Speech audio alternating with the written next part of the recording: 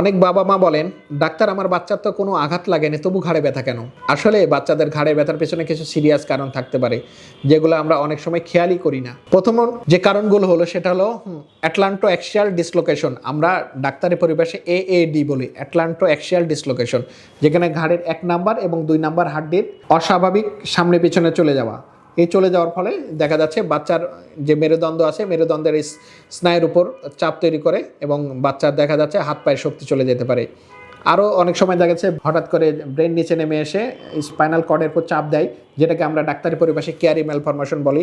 এটি একটি জন্মগত সমস্যা, সেটাও কারণে বাচ্চার ঘাড়ে ব্যথা করতে পারে।